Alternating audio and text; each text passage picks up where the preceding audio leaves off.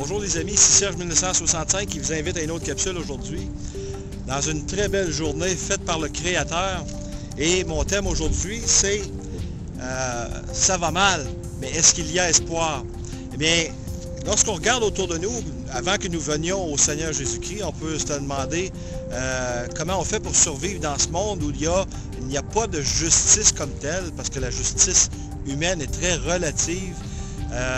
On peut voir des guerres, on peut voir des maladies, et on peut se demander, est-ce que c'est vraiment ce que le Créateur a créé? Et pour comprendre ce qui s'est passé, moi, ce que je vous invite à faire, c'est d'aller lire au livre de la Genèse que Dieu a tout créé en 6 jours par sa parole. Il a créé les cieux, la terre, les animaux, l'être humain. Et il a dit que tout ce qu'il avait créé était très bon. Ça veut dire qu'il n'y avait pas de maladie, il n'y avait pas d'animaux qui s'entre-dévoraient, il n'y avait pas de guerre jusqu'au jour où Adam et Ève succombent par la ruse du serpent, Satan, et tombent dans la rébellion et la chute de l'homme. Et lorsqu'on regarde aujourd'hui, 6000 ans plus tard, on constate que ça ne va pas mieux, même que ça va de mal en pis. Nous sommes dans les temps de la fin. Et nous voyons que des politiciens ou des gens ordinaires comme vous et moi tombons nous sommes sous la malédiction et c'est un peu difficile à vivre lorsque l'on vient à Christ et que nous donnons nos vies au Seigneur Jésus. C'est comme si le combat s'intensifie. Avant que vous veniez à Christ, vous n'étiez pas une menace pour Satan, et même, je dirais même qu'il vous récompensait de votre inaction, de votre inactivité et de votre inoffensivité, si c'est un mot. Dès le jour où vous avez donné votre vie au Seigneur Jésus, vous devenez une menace pour l'établissement des gouvernements humains. Et c'est pour dire, tout gouvernement qui est mis en place par nous, par un système démocratique, croient malheureusement aujourd'hui qui sont les maîtres de la planète et maîtres de nos pays. Cependant, ils oublient une chose, c'est que c'est Dieu lui-même qui met nos gouvernements en place. Et dans une capsule auparavant, j'avais dit, le gouvernement n'est pas mon père, parce que mon père est au ciel. Et c'est lui qui va dicter ma conduite par sa parole qu'on retrouve dans la Bible. Et bien sûr, le combat commence à ce moment-là, le combat contre notre propre péché, notre propre nature pécheresse et contre nos mauvais désirs, nos mauvaises tentations. Et non, pour compliquer un peu plus les choses, disons que nous avons un ennemi qui s'appelle Satan, qui est assez rusé et assez puissant ici sur Terre, et qu'il dispose d'environ 5 milliards d'esprits territoriaux à sa disposition pour nous tenter, pour mettre des bâtons dans nos roues, afin de nous éviter de grandir dans la foi et de glorifier le Seigneur Jésus. Bien, y a-t-il espoir dans tout ça lorsqu'on voit comment notre société a le cerveau lavé par la propagande télévisuelle, la télévision qui d'ailleurs est un outil de Satan avec, je dirais, l'industrie hollywoodienne, le mainstream media avec les nouvelles biaisées qui nous font regarder dans une direction tandis que les mauvaises choses, les mauvaises décisions se prennent en d'autres lieux.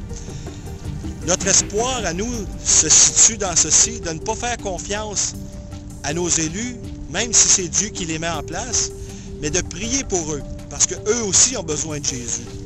Lorsqu'on voit par exemple un président comme Obama qui présente finalement, après quelques années d'enquête, un certificat de naissance, mais qui s'avère être une fraude, ou encore l'annonce par la suite, tout de suite après, d'un Bin Laden qui apparemment serait mort depuis 10 ans. À ce moment-là, on peut se demander, mais qui dit la vérité? Est-ce le président que les Américains ont élu ou est-ce M. Harper que nous avons élu au Canada? Ce que j'aimerais vous amener à voir aujourd'hui, c'est que peu importe ce que l'homme dit, que ce soit un politicien, que ce soit quelqu'un qui est très savant, érudit, de ne pas faire confiance à l'homme, comme je le dis souvent dans la règle d'or qui est au psaume 118, versets 8 et 9, mais de faire votre travail d'enquête et de vous fier dans l'Éternel exclusivement. Nous sommes ici aussi pour respecter l'ordre établi, dans la société, c'est-à-dire que, bon, nous élisons des gouvernements, ils passent des lois, mais que si ces lois vont à l'encontre des lois qui se retrouvent dans la parole de Dieu, les 10 commandements, ou ce que Dieu commande dans tout son conseil de la Bible, bien, il nous appartient de mettre la parole de Dieu au-dessus des lois des hommes. Et il ne suffit pas ici d'être désobéissant aux lois des hommes. Par contre, si vous vous tenez tranquille et que vous menez une vie bien rangée en essayant de mettre en pratique ce que Jésus vous commande, en étant des imitateurs du Christ, eh bien, la loi ne peut rien contre vous parce que vous serez alors un modèle parfait de ce qu'un bon citoyen devrait être à l'image du Christ. Eh bien, il y a donc espoir. Pour ceux d'entre vous qui écoutez pour la première fois ces capsules, ça peut vous sembler bizarre qu'en 2011, quelqu'un vous parle comme ça du Seigneur Jésus. Peut-être que dans votre esprit, le Seigneur était mort. Il y en a qui aiment bien le garder mort sur une croix.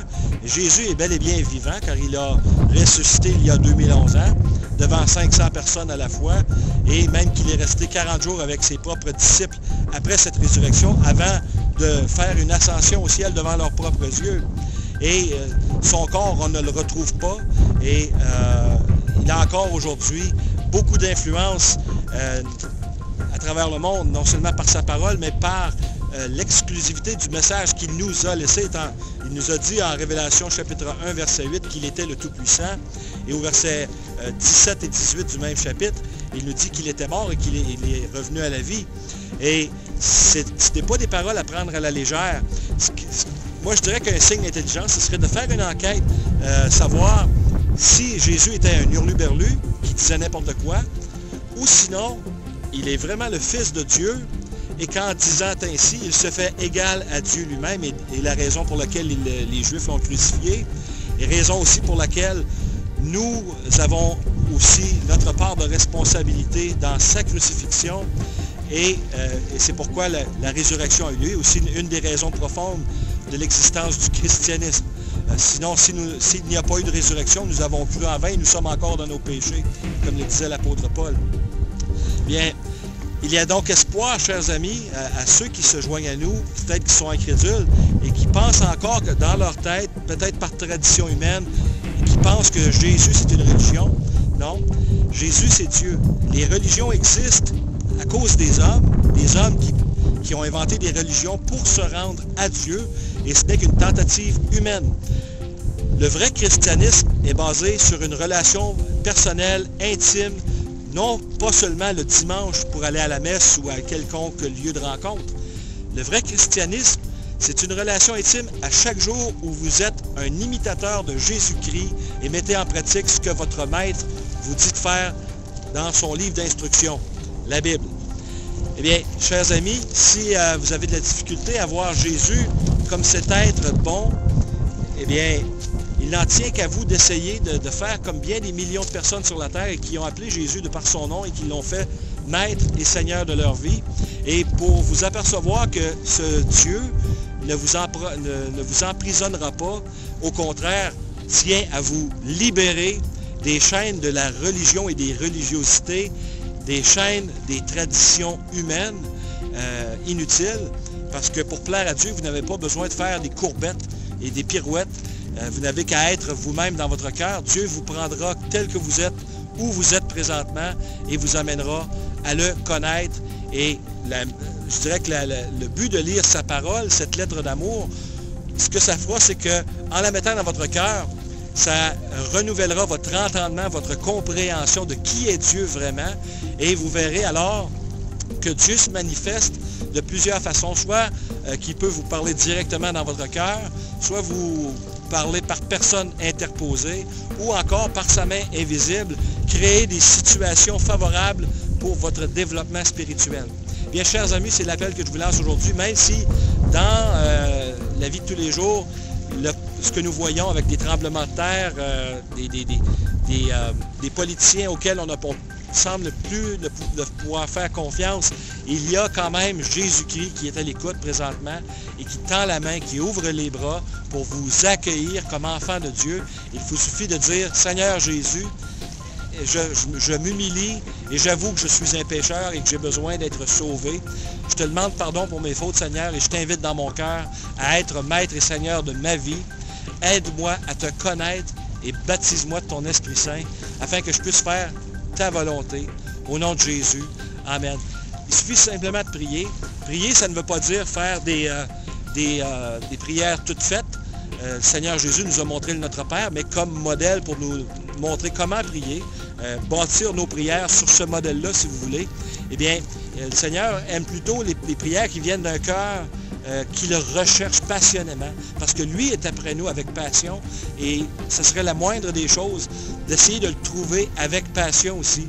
Alors, c'est ce que je vous invite à faire aujourd'hui, de tout mon cœur.